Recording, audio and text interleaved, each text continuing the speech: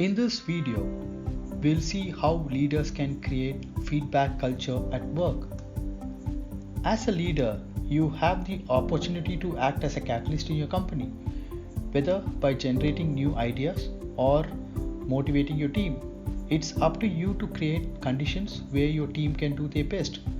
But great leadership isn't just about having a vision, it requires solid life skills too. In fact, strengthening your communication skill can significantly impact your career, company, and employees' outcome. Let's see why feedback culture is so important. Good managers get results, but leadership is about much more than your bottom line. Giving feedback is important because it also, number one, motivates your team. 69% of employees would work harder if they were recognized for the effort. Give your employees regular feedback so they can do their jobs competently and confidently. Number two, improves performance. Instead of hoping they'll get it right without your input, give employees feedback so they continue to meet your expectations. Your team won't know what they need to improve if you don't tell them. If you deliver it in a fair way, constructive feedback will improve your team's work quality. Number three, increases employee engagement. 43% of highly engaged employees receive feedback at least once a week. Employee disengagement is a problem, but it boils down to your culture. If you have a feedback culture, you can dramatically improve employees' engagement because they know what's expected of them. Number four, sets expectations. Your employees want to do good work, and yes, they want your feedback. 75% of employees say feedback is valuable, and 60% of them want feedback on a daily or weekly basis. If your team says they aren't sure what you want from them, giving regular feedback will solve this issue. Number five, reduces turnover.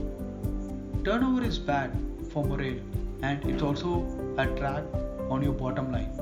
Companies that give regular feedback have 14.9% lower turnover rate, so feedback can clearly help you keep your team together.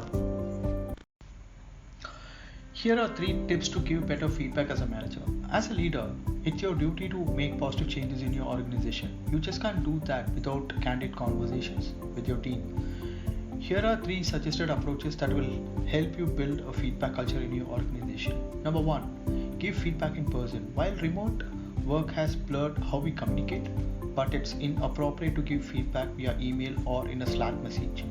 It's always the best practice to give feedback in person or through video call. An employee can hear your vocal tone or check your facial expressions through these media, which is important for putting them at ease. Decide when to give feedback. Feedback will look differently in every organization. However, you decide to do it. Ritualize how you give feedback so your team sees it as a normal part of your workflow.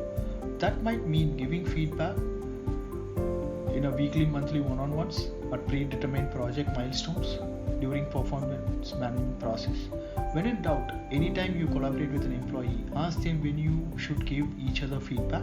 This gives them more of a say in the process and also sets the expectation that you, the leader, are welcome to feedback too.